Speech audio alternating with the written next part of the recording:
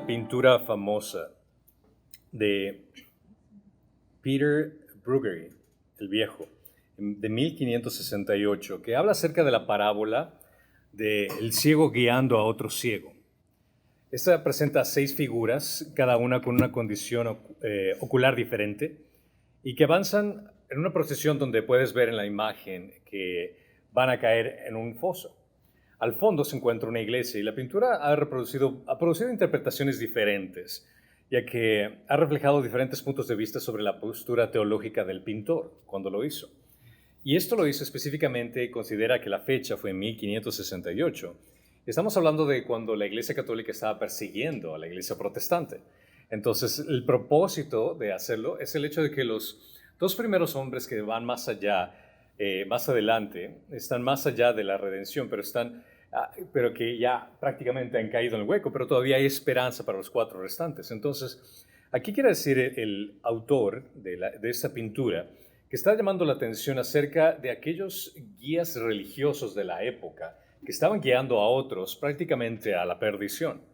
Y aquí hace una representación de la propia Iglesia Católica, que sería entonces el guía ciego, que guía a otros que son ciegos. Ahora, esta interpretación funciona de la misma manera en la actualidad en cualquier iglesia, porque hay varios ciegos arrogantes que guían a otros, a sus congregaciones con orgullo, con un legalismo en lugar de enseñarles con la verdad de las Escrituras.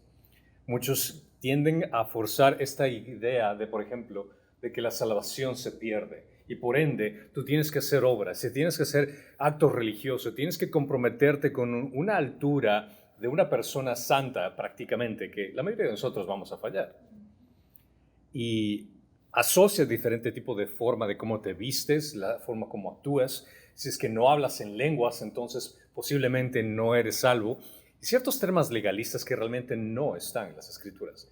Y son ciegos, guiando a otros ciegos a este término legalista que realmente lo único que hace es dañar a la iglesia. ¿Por qué? Porque no conocen la verdad de lo que Dios quiere. Y es exactamente lo que vamos a ver a continuación, que es el desenlace de este confrontamiento que tiene Jesús con los fariseos y los escribas, donde está exponiendo su legalismo religioso originado por tradiciones impuestas con un yugo innecesario para la gente. Ahora se enfoca en su ceguera espiritual y el peligro que estos individuos conllevan para otras personas. Así que abran sus Biblias a Mateo, capítulo 15, del versículo 10 al 20. Mateo 15, del 10 al 20. Llamando junto a él a la multitud, Jesús les dijo: oigan y entiendan. No es lo que entra en la boca lo que contamina al hombre, sino lo que sale de la boca. Eso es lo que contamina al hombre. Entonces, acercándose los discípulos, le dijeron: ¿sabes que los fariseos se escandalizaron cuando oyeron tus palabras? Pero él contestó: toda planta que mi Padre Celestial no haya plantado será desraigada. Déjenlos, son ciegos guías de ciegos.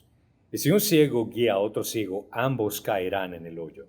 Entonces Pedro dijo a Jesús: explícanos la parábola. Jesús les dijo: ¿también están ustedes aún faltos de entendimiento?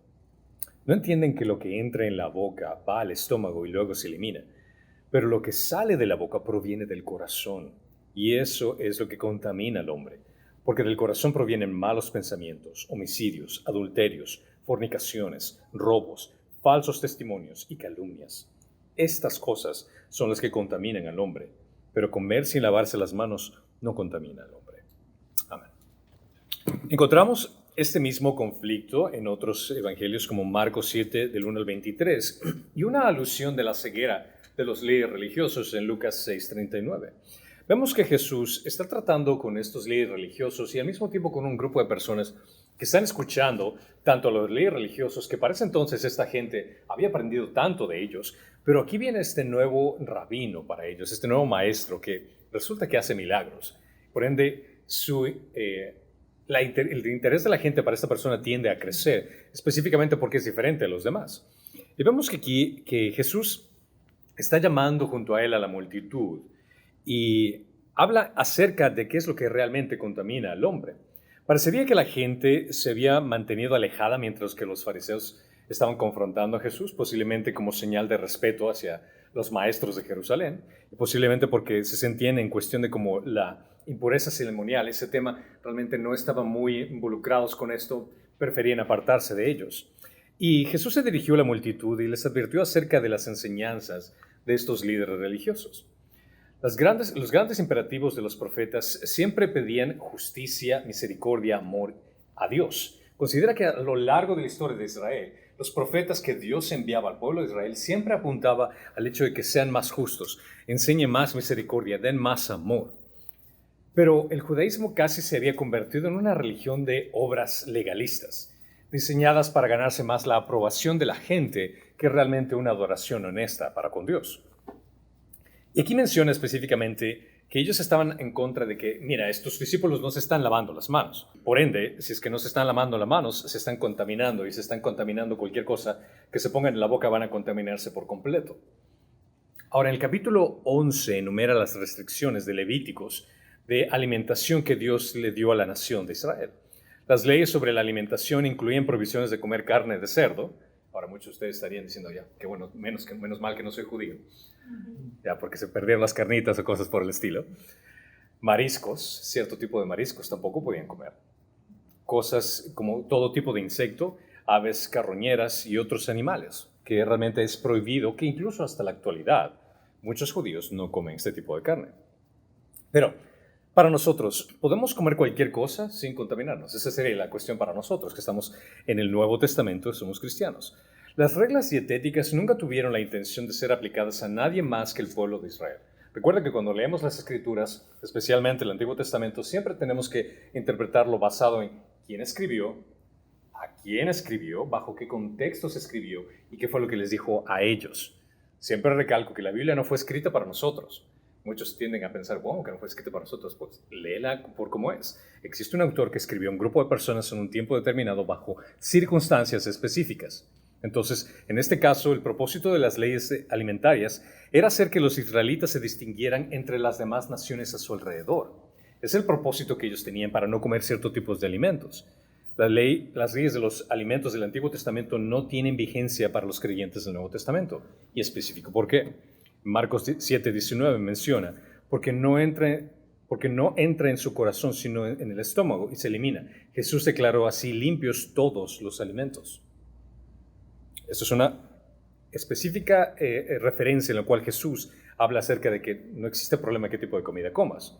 En Hechos 15:28 menciona porque pareció bien al Espíritu Santo y a nosotros no imponerles mayor carga que estas cosas esenciales, que se abstengan de lo que haya sido sacrificado a los ídolos, de sangre, de la carne de los animales que han sido estrangulados y de fornicación. Si se guardan de tales cosas, harán bien. Pásenla bien. Aquí prácticamente lo que se está diciendo a los cristianos es el hecho de que puedes comer cualquier tipo de carne, pero si es que la carne que estás comiendo ha sido sacrificada a ciertos ídolos, de ciertas creencias, de preferencia por cuestión personal, no las comas. O sea, por cuestión de conciencia, al saber de dónde viene el proceder de este tipo de comida, de preferencia no las comas. En 1 Timoteo 4:1 menciona, el Espíritu dice claramente que en los últimos tiempos algunos se apartarán de la fe prestando atención a espíritus engañadores y doctrinas de demonios, mediante la hipocresía de mentirosos que tienen cauterizada la conciencia. Estos prohibirán casarse, ¿suena algo que conocen ustedes? Y mandarán abstenerse a algunos de alimentos que Dios los ha creado para que con acción de gracias participen de ellos los que creen y que han conocido la verdad. Porque todo lo creado por Dios es ¿qué? Bueno. Y nada se debe rechazar si se recibe con acción de gracias, porque es santificado mediante la palabra de Dios y la oración. Cuando Jesús murió en la cruz, Él puso final a la ley del Antiguo Testamento. Él cumplió con toda la ley que nosotros no podíamos cumplir. Es decir, si es que tú lees en la Biblia, en el Antiguo Testamento, todas las reglas y normas que teníamos que cumplir, Él ya las cumplió. Él es nuestro segundo representante humano. Adán, siendo el primer representante humano, nos falló y por ende nosotros hemos fallado al igual a heredar ese pecado original y nosotros añadir nuestro pecado personal. Pero Jesús, siendo el segundo Adán, cuando confías en que Él es tu segundo representante, Él ya cumplió la ley por nosotros. Él puso fin a la ley del Antiguo Testamento, y esto incluye las leyes concernientes a los alimentos limpios e impuros. Pero si estamos con alguien que pudiera ofenderse por el tipo de comida que nos alimentamos, digamos que estamos con una persona que es judía, pongamos este ejemplo, que está aprendiendo acerca del Mesías. Él conoce acerca del Mesías, va a llegar, pero los judíos no creen que Jesús sea ese Mesías. Y de pronto les invitamos a comer y vamos a hablar acerca de Jesús y traes unas carnitas, comida de cerdo. Obviamente sabes que ellos no van a poder comer. Entonces, en ese sentido, deberíamos de ceder nuestro derecho de comer cualquier cosa para no ofender a otros. ¿Por qué? Porque estamos pensando en el hecho de no quiero ser una piedra de tropiezo para alguien más que quiere apenas conocer acerca de Jesús. Y yo pensé, no, puedo hacer lo que yo quiera. Y él se siente ofendido. No, yo no puedo comer ese tipo de cosas porque basado en el Antiguo Testamento no puedo hacer esto. Entonces, los cristianos de esta época somos libres de comer cualquier cosa que deseemos, en tanto no causemos a alguien que tropiece en su fe. Considera eso. No debemos permitir que nuestros apetitos nos controlen, antes bien, debemos de ejercer control sobre ellos en cierto tipo de cosas que nos alimentamos. Y si es que esas cosas que comes puede ofender a alguien más, por el beneficio del desarrollo espiritual de esa otra persona, está bien el hecho de voy a abstenerme de comer ese tipo de cosas. Ahora, cuando esté en casa, que esté con mi familia, puedo comerlo tranquilamente, sin ningún problema. Entonces, aquí menciona Jesús que realmente lo que entra a la boca no es el problema, sino que lo que sale de la boca es lo que realmente es el inconveniente. En su mayor parte, la contaminación ceremonial debe haber sido un accidente para la mayoría de personas en ese entonces. Porque si estás, digamos, eres un judío en ese entonces, y de pronto tocaste algo y te cayó un líquido o algo de, digamos, una secreción de cuerpo humano de cualquier parte, te cae en la mano y automáticamente estás contaminado. No podías ir al templo, no podías hacer cierto tipo de cosas. Entonces, la gente no intentaba contaminarse, sino que a veces se contaminaba por accidente. Pero pecados como los que Jesús ha mencionado, que se cometen con la intención grave, como pérdida del autocontrol, que salen de la boca o acciones, esos son diferentes y esos son los que realmente deberíamos considerar. No podemos comparar los dos por igual como ofensa para Dios. El hecho de que por accidente me contamine por haber tocado algo, no es lo mismo el hecho de que yo esté pensando lujuriosamente en alguien. Son cosas completamente diferentes. Lo cual, lo que hace caer en cuenta aquí el Señor y Mateo en esto, es el hecho de que la religiosidad no altera la esencia pecaminosa de nuestro corazón. Solo Cristo posee esa capacidad. La religiosidad no puede alterar el hecho de hacernos buenas personas. El hecho de que tú cumplas ciertas normas religiosas no va a cambiar la naturaleza de tu corazón. El hecho de que tú quieras cumplir la ley no va a cambiar tu naturaleza para hacerte una buena persona. Solo Cristo puede hacer eso. Solo Cristo puede darte una nueva naturaleza, una nueva forma de ver las cosas, una nueva forma de captar las cosas que están a tu alrededor, de poder apartarte del pecado. Solo una nueva naturaleza que Cristo te ofrece es capaz de hacer eso. Después de hablar con la multitud, los discípulos que él había defendido, consideren esto. Recuerdan que leímos en el capítulo anterior que los escribas y fariseos vinieron a atacar, no a Jesús, pero a los discípulos. Y los discípulos ahora lo que hacen es, vienen preocupados del escándalo de sus ofensores. ¿Por qué? Porque vemos el versículo 12 que dice, se acercaron los discípulos y le dijeron, ¿sabes que los fariseos se escandalizaron cuando oyeron tus palabras? Interesante que ahora los discípulos están en cierto sentido defendiendo a los fariseos. Ahora, hay ciertos puntos importantes por analizar aquí. Que estos líderes religiosos realmente estaban buscando el hecho de una obediencia legalista, pero realmente no honrando la palabra de Dios, lo cual los pone en una categoría de falsos maestros, porque no están considerando la palabra de Dios como primordial, sino realmente sus normas tradicionales creadas por ellos mismos. Entonces, uno de los puntos muy importantes es el hecho de advertencias acerca de los falsos maestros, es el hecho de que los falsos maestros se sentirán ofendidos por las enseñanzas de Jesús. Los discípulos dicen a ellos, es el hecho de que la condenación pasó ahora a los fariseos y prácticamente sus tradiciones corruptas, lo cual fue una razón por la cual Cristo no le importó ofenderlos. ¿Por qué? Porque para Cristo es muy importante la palabra de Dios que cualquier tradición humana que ellos intenten inventar. Por lo tanto, porque los discípulos debía importarles es el hecho de qué es lo que piensa Dios al respecto, no lo que piensan los hombres al respecto. Casi siempre sucede que personas inmaduras o débiles que se dejan llevar por el temor del hombre, tan pronto se descubren que en la oposición de aquellas personas, entre comillas, importantes en la sociedad, les preocupe o se alarmen de esa controversia doctrinal. Es decir, que estos discípulos estaban más preocupados por el hecho de que estos líderes religiosos estaban escandalizados por lo que Jesús había dicho. Ahora es entendible. ¿Por qué? Porque estos muchachos, estos discípulos, y digo muchachos porque debemos entender que los discípulos deben haber sido como adolescentes más o menos en su edad, tenían la idea de estos fariseos y escribas como los teólogos de la época. Y de pronto conocen a esta persona apenas por menos de, aquí tal vez sería 1 año y medio, 2 años, y de pronto él está diciendo cosas que está yendo en contra de los teólogos que ellos han conocido toda su vida. Por ende, es entendible el hecho de que son los teólogos de nuestros maestros, o sea, de los de nuestra cultura. Ellos son los que supuestamente saben todo. Pero esa era una preocupación que tenían por cómo los hombres iban a reaccionar, pero no consideraron qué es lo que Dios realmente piensa.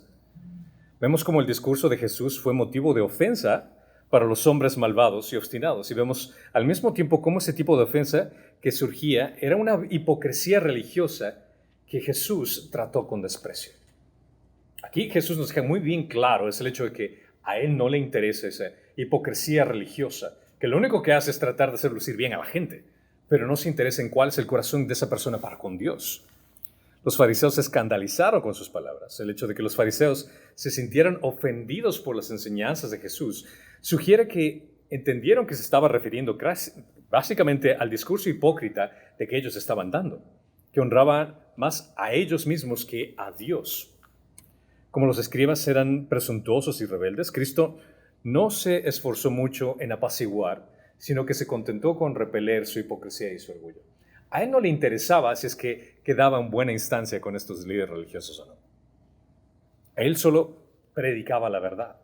La ofensa que había cometido anteriormente se duplicó cuando percibieron que, no por descuido, sino aparentemente a propósito, Cristo despreciaba sus lavamientos como si fueran insignificantes. Prácticamente les decía, ustedes y sus lavadas de mano, ustedes y sus cosas que se contaminan, eso para mí es irrelevante.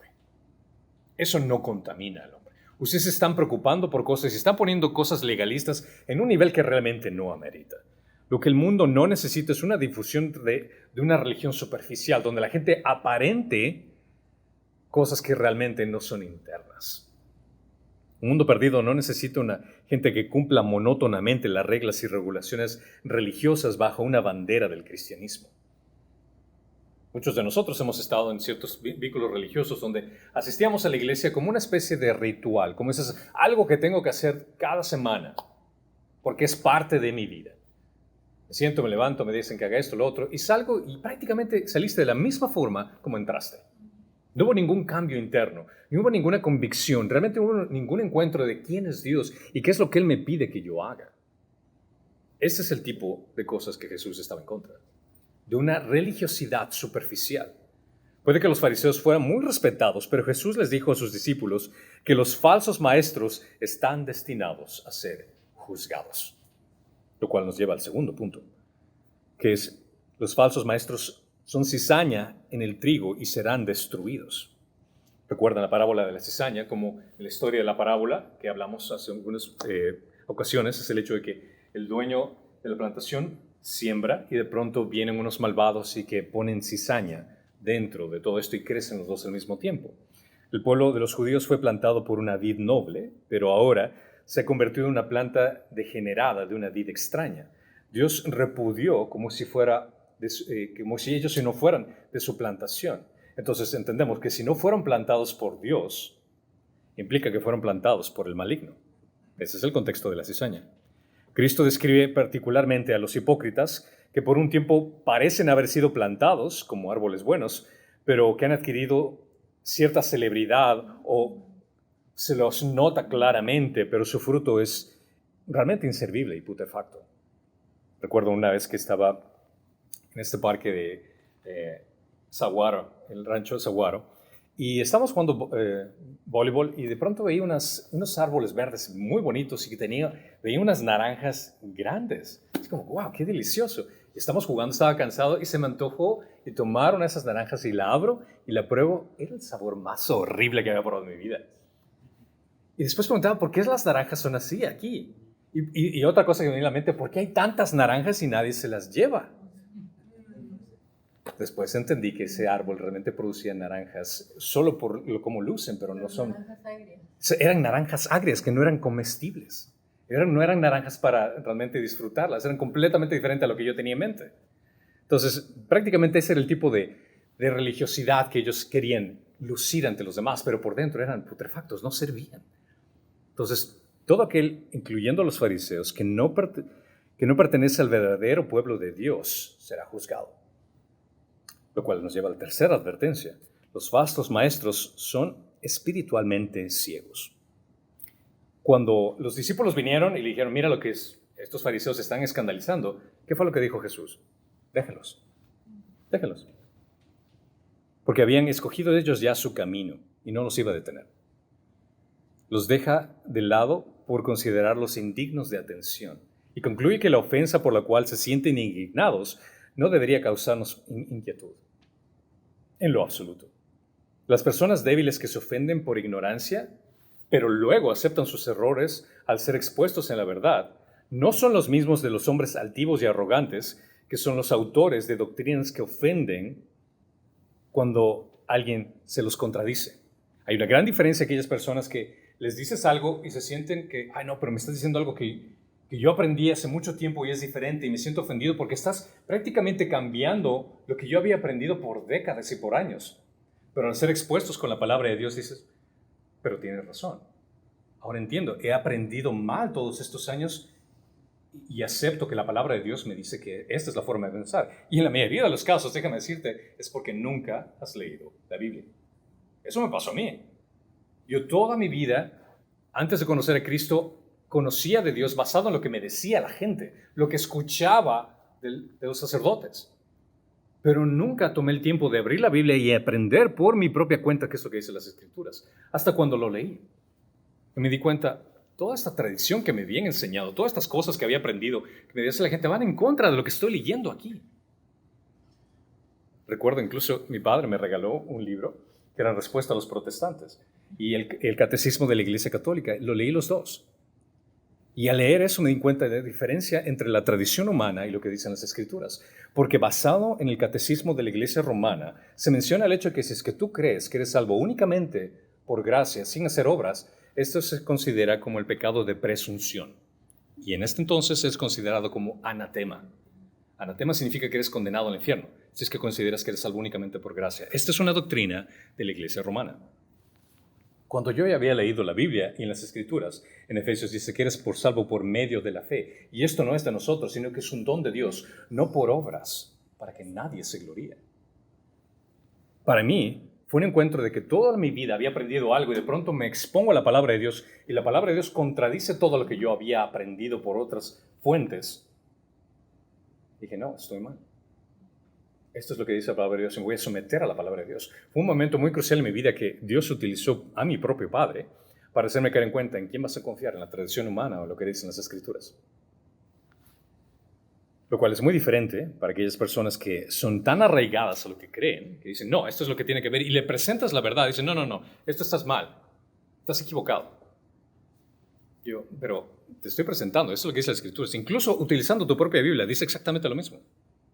No, es una mala interpretación, realmente estás interpretando mal.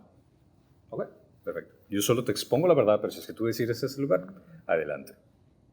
Existen personas que son sumamente obstinadas, que son inmovibles y que se ofenden cuando van en contra de lo que han aprendido por tantos años. Cuando no se trata acerca de tener la razón, porque cuando se trata en ese sentido, estamos hablando de una persona orgullosa. Si es que alguien viene y me corrige, me dice algo que estoy mal, digo, ¿sabes qué? Preséntame las Escrituras. Y me ha pasado varias veces. Tienes mucha razón. Nunca lo he observado de esta forma. Recuerdo una situación, curiosamente, que me pasó en la boda, que se me acercó alguien y me dijo una palabra en español. Me dice, ¿sabes que la palabra que dijiste en español está equivocada? Dije, ¿es la palabra? ¿Qué palabra? Sí, la palabra invención no funciona en español.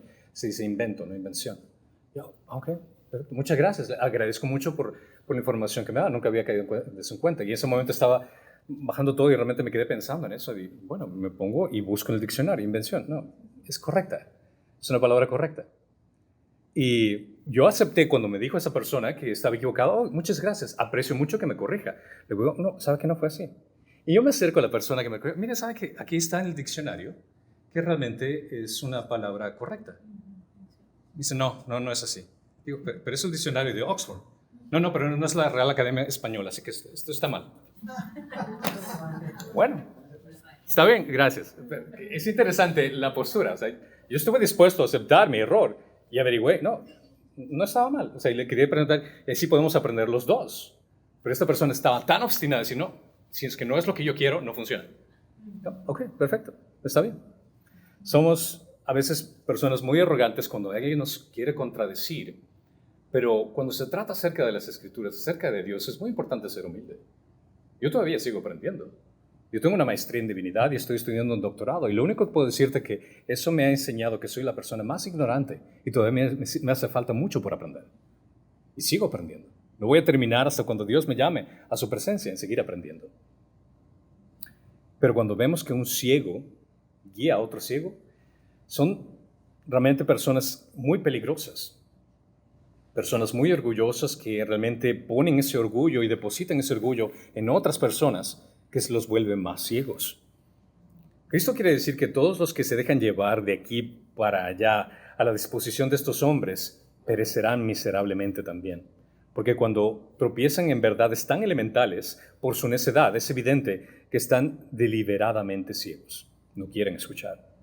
Debemos escuchar con cautela en el caso de aquellos que afirman liderar el camino de una enseñanza saludable. Y debemos aplicar un juicio saludable con discernimiento para que lo dicen. Es decir, que cuando tú escuchas a alguien, un líder religioso que te está enseñando algo, no lo asumas 100%, decir, ok, perfecto, Pastor Cristian me lo dijo. Lo que yo espero y anhelo es el hecho de que la información que te estoy dando, que tú diariamente leas las Escrituras y te das cuenta, no, sí, lo que estaba aprendiendo los domingos es correcto. Eso es lo que realmente debería ocurrir.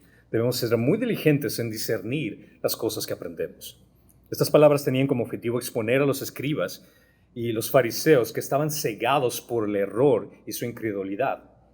No eran capaces de reconocer la verdad cuando la tenían enfrente de ellos. Tenían al Dios Todopoderoso, la verdad misma enfrente de ellos, y no pudieron reconocerlo. Lo cual también nos lleva a la última advertencia. Los falsos maestros están llevando a otros a la destrucción y caerán en el hoyo. Ten en cuenta que aquellos que con astucia atraen a otros al pecado y al error, no escaparán su eterna condenación y llevarán a otros a la misma ruina. Si ambos caen juntos en el foso, los líderes religiosos son los que van a ir primero y el resto los que conllevan con él. Pero la iglesia debe protegerse de estas falsas enseñanzas, particularmente cuando se trata acerca de lobos vestidos de ovejas. Yo no tendría ningún inconveniente de mencionarles nombres de pastores o líderes que hablen mal o que enseñen mal. ¿Por qué? Porque me interesa que ustedes aprendan bien y sepan a discernir bien. El mundo no necesita la difusión de una religión superficial, sino de una regeneración sobrenatural. Dios quiere y busca una regeneración del corazón. En Romanos 2:29 menciona, pues es judío el que lo es interiormente, y la circuncisión del corazón es la del corazón, por el Espíritu, no por la letra, la alabanza del cual no procede de los hombres, sino de Dios. Esa circuncisión del corazón viene a ser esa transformación que viene única y exclusivamente por medio de Dios, no por tradiciones humanas. Nunca debemos de estar satisfechos con la santidad superficial, más bien queremos que nuestros corazones produzcan vidas santas, y esta es una obra que viene de Dios. Todo gira alrededor del corazón. Salmo 51:17 menciona, los sacrificios de Dios son el espíritu contrito, el corazón contrito y humillado, oh Dios, no despreciarás. Lo que realmente sale del corazón es lo que realmente adora a Dios. ¿Qué es lo que está en tu corazón? Si nuestra necesidad de cultivar corazones santos que hayan sido transformados por el Espíritu Santo de Dios, entonces las implicaciones para nuestro testimonio es que el mundo son más claras, el hecho de que Dios quiere corazones santos. Si Dios te transformó y te dio la capacidad de poder ver el mundo de una forma diferente y te regeneró tu corazón, entonces tienes que cultivar ese corazón en santidad. Para eso fuiste creado. Efesios 3:16, le ruego que Él les conceda a ustedes, conforme a las riquezas de su gloria, el ser fortalecidos con poder por su espíritu en el hombre interior, de manera que Cristo habite por la fe en sus corazones. También ruego que arraigados y cimentados en amor, que exista esa transformación interna. Recuerda que la religiosidad no va a cambiar tu corazón. No importa qué tantas cosas hagas religiosamente, legalistamente, nada de eso va a cambiar tu corazón. Solo Cristo posee la capacidad de hacerlo. Después de esta advertencia, Jesús regaña a sus propios discípulos por su falta de entendimiento, como vemos en el versículo 15. Cuando Pedro pide una explicación de la parábola, Jesús le reprocha cuando los discípulos expresan esta ignorancia excesiva. Cristo, con justicia, les reprende y le dice, ok, he estado con ustedes, han visto milagros, me han escuchado predicar, les he explicado una y otra vez, y hasta ahora no me estás entendiendo y estoy hablando claramente. Los reprende porque están todavía faltos de entendimiento y sin embargo no deja de actuar como su maestro. No deja de actuar con ese cariño y ese aprecio que, vamos, lo voy a explicar otra vez. Que dice, lo que entra en la boca no es lo que contamina al hombre, sino lo que sale. No importa lo que pongas en tu boca, no importa si te lavas las manos o no, sino qué es lo que sale de tu boca. No son los discípulos los que se contaminan cuando comen, sino los fariseos los que contaminan con lo que hablan de ellos y el rencor y la censura. Tengan en cuenta que aquellos que culpan a otros por transgredir, por prácticamente hacer pecar, por quebrantar los mandamientos de los hombres, muchas veces se acarrean una culpa mayor al transgredir la ley de Dios contra el juicio imprudente. Muchas veces aquellas personas que apuntan con un dedo diciéndote que estás mal, no se dan cuenta de que ellos mismos están haciendo algo peor. ¿Has escuchado esa frase que dice, cada ladrón juzga por su condición? Es por el hecho que apuntan a otras personas y dicen, mira qué tan mal está haciendo, pero no reconocen su propio error, no reconocen qué es lo que ocurre en su corazón. Los que más se contaminan son los que más se atreven a censurar las condiciones de los demás. Lo cual viene a ver esta contradicción que se está dando en este momento en el cual Jesús está atacando a estos líderes religiosos fariseos porque ellos promueven las tradiciones. Pero el problema es el hecho de que las tradiciones se estaban convirtiendo en transgresiones. Las tradiciones se convierten en transgresiones cuando se valoran por encima de las Escrituras. Cuando lo que es una tradición del hombre va por encima de lo que dice la palabra de Dios. Las tradiciones se convierten en transgresiones cuando hacen que la adoración sea rutinaria, hipócrita y vacía. Cuando vale más el legalismo o las actividades religiosas que realmente qué es lo que anhelas en tu corazón, adorarlo y glorificarlo. Las tradiciones se convierten en transgresiones cuando se centran en lo que está fuera y no lo que está dentro. Cuando la gente dice, ¿cómo luces? Pero no realmente qué es lo que ocurre dentro de nosotros. Ahora, déjame decirte que nosotros como padres también fallamos en esto. ¿Por qué? Porque sin darnos cuenta, creamos pequeños fariseos. ¿Cuántos de nosotros vamos a una tienda y de pronto nuestro hijo o nuestra hija se porta mal? Inmediatamente le corriges su comportamiento. Inmediatamente quieres disciplinar su forma de actuar externa. Pero no te tomas el tiempo de conocer qué es lo que realmente está en su corazón. ¿Por qué está actuando así? ¿Qué es lo que realmente le motiva a hacer esas cosas? Y disciplinamos a nuestros hijos únicamente por el comportamiento externo que nos hace quedar mal ante los demás. Pero ¿cuántos de nosotros no tomamos el tiempo de darnos cuenta de qué es lo que está ocurriendo en tu corazón? ¿Por qué estás actuando de esta forma? ¿Qué es lo que provoca que realmente actúes así? Entonces, de la misma forma, consideren el hecho de que nuestra forma de disciplina a nuestros hijos por su comportamiento, sin tomarnos el tiempo de averiguar qué es lo que está pasando en su corazón, nos hace a nosotros también comportarnos como esos líderes religiosos que queremos que nuestros hijos se conviertan y caminen de cierta forma, cuando no nos tomamos el tiempo de averiguar qué es lo que está pasando dentro de ellos. No cometamos el mismo error que estos líderes religiosos que querían realmente que la gente luzca bien por afuera, pero por dentro realmente no había ese cambio. Entendemos que ningún tipo de disciplina que nosotros otorguemos va a cambiar. Ningún tipo de legalismo o religiosidad que nosotros otorguemos a nuestros hijos va a cambiar su corazón. Solo Cristo posee esa capacidad.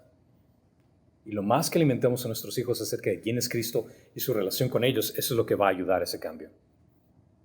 Y termina con Jesús al entrar en el detalle, el tipo de cosas que salen del corazón.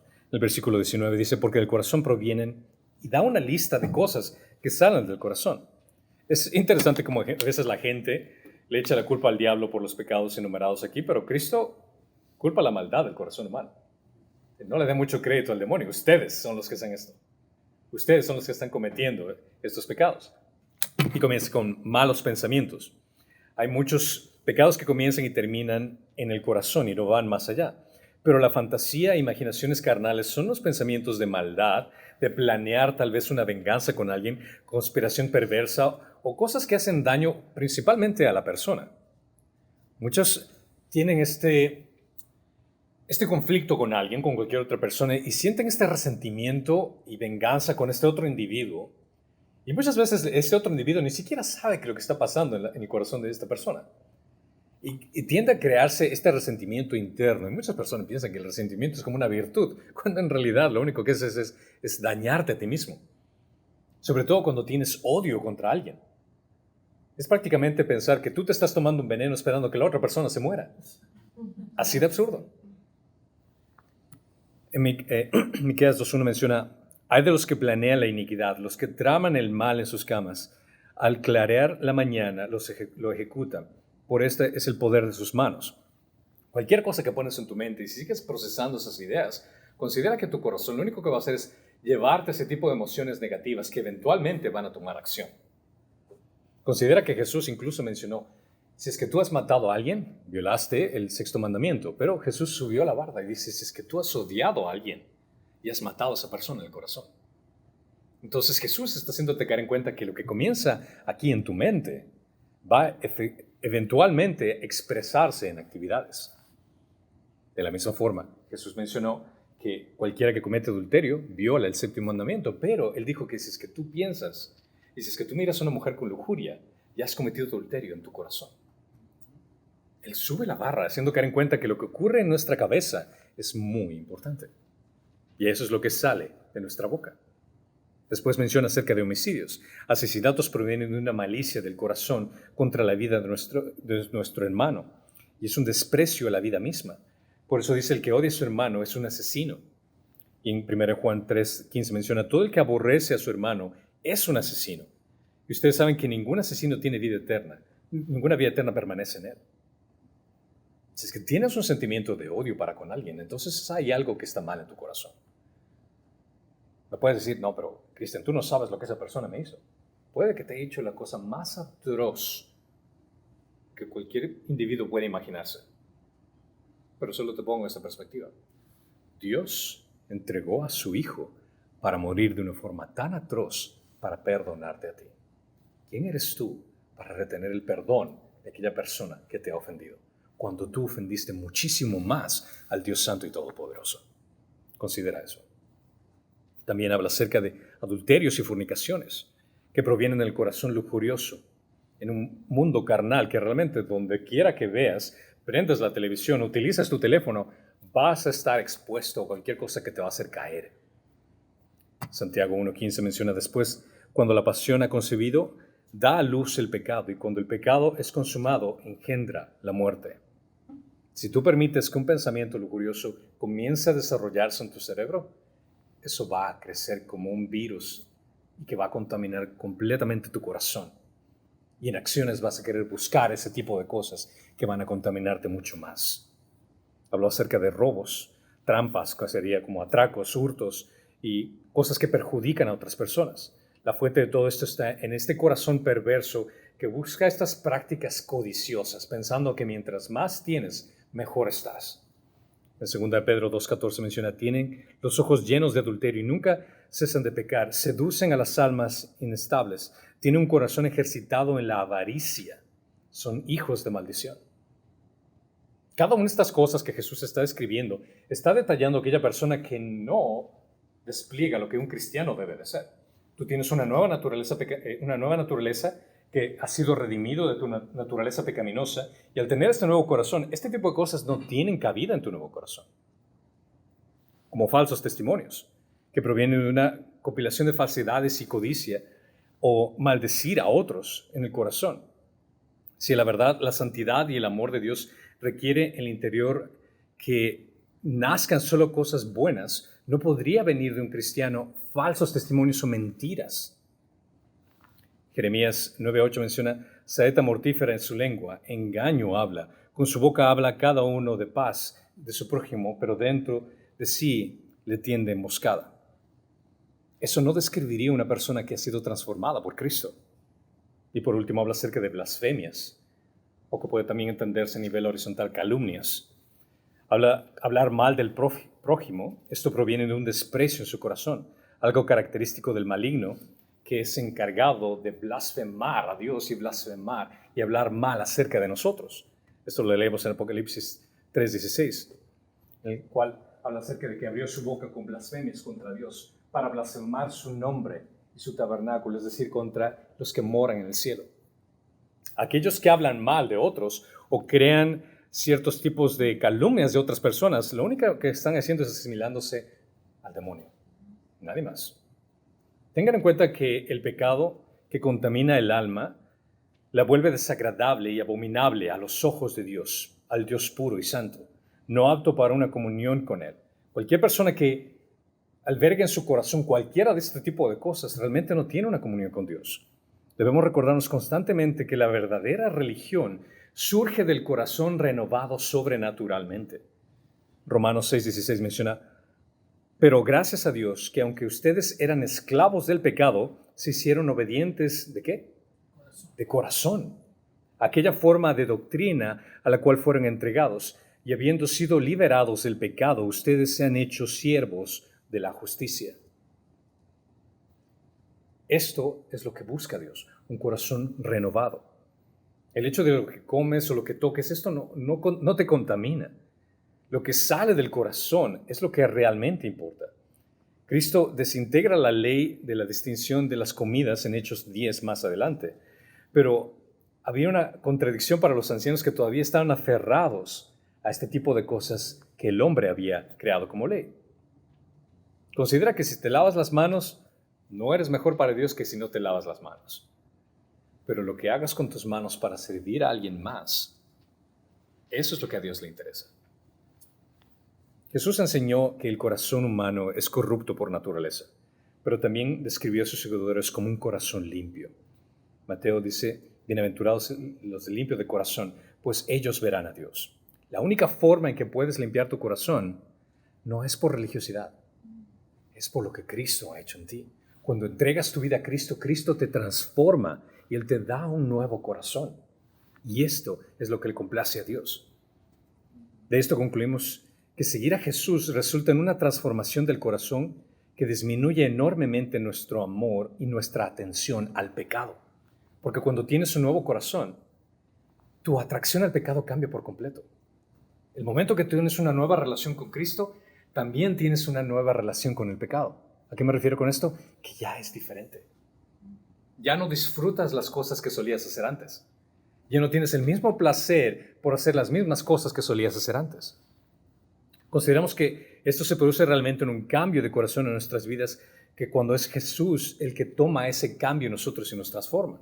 En Ezequiel se profetizó acerca de esto. Entonces los rociaré con agua limpia y quedarán limpios, y todas sus inmundicias y de todos sus ídolos los limpiaré. Esto es una promesa que hizo el pueblo de Israel del nuevo convenio. El profeta Ezequiel había dicho que un día Dios limpiará los corazones de su pueblo.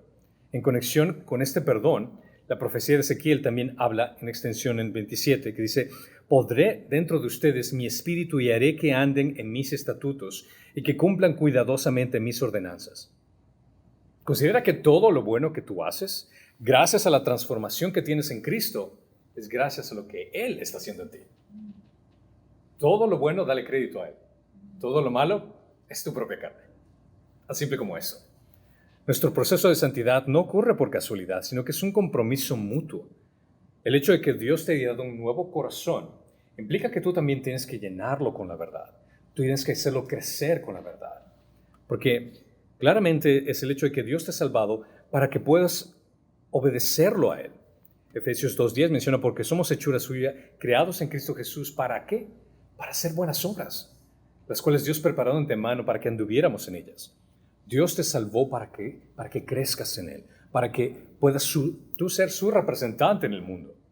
Nuestro proceso de santidad ocurre en ese proceso en el cual seamos santos como Él es santo. Ese es el cambio que Él nos da. La religiosidad no puede alterar la esencia del corazón. Solo Cristo puede hacer esto. Mientras que Mateo habla acerca de fariseos y escribas que estaban cegados por la preocupación de ser contaminados al no cumplir rituales externos, Jesús apunta que los pecados que provienen del corazón de la persona es lo que realmente contamina a la persona. En lugar de preocuparse por cumplir con tradiciones humanas externas, es más importante analizar qué es lo que realmente ocurre en nuestro corazón. ¿Qué es lo que hace que actuemos como actuamos? ¿Qué es lo que hace que tratemos a ciertas personas de la forma que tratamos a ciertas personas? Porque analízate, muchas veces te topas con ese individuo que no te gusta o no te cae bien y de pronto tu personalidad cambia con esta persona de una forma u otra. Entonces, eso debería darte como por ejemplo cuando manejas y ves una luz que se te prende en el automóvil. Se prende a cada rato, pero ya ni modo.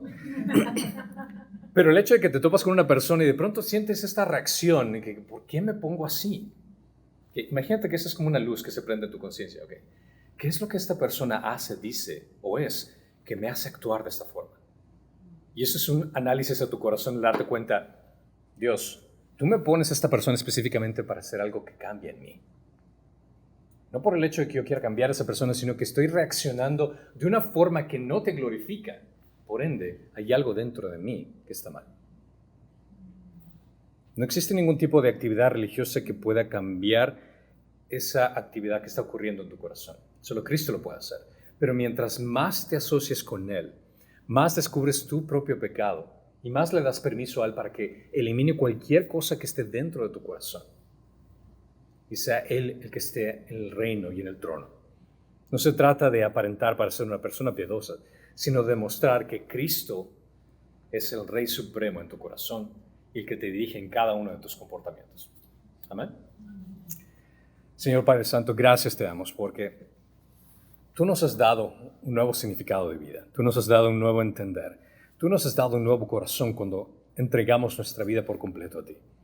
Te pedimos, Señor, que si es que hay algo dentro de nosotros que todavía necesita ser renovado, que sabemos que definitivamente va a haber algo, que nos des la capacidad de poder ver, Señor, qué es eso que quieres cambiar. Queremos representarte de la mejor forma, Señor. No queremos ser una piedra de tropiezo para otras personas. No queremos aparentar algo, sino, Señor, queremos ser quien eres tú. Que cuando la gente nos mire, Señor, puedan verte a ti. Queremos ser esa sal y la luz que nos has llamado a ser y representarte como buenos embajadores, Señor, por honor y gloria de tu nombre. Te lo pedimos en Cristo Jesús. Y todos dicen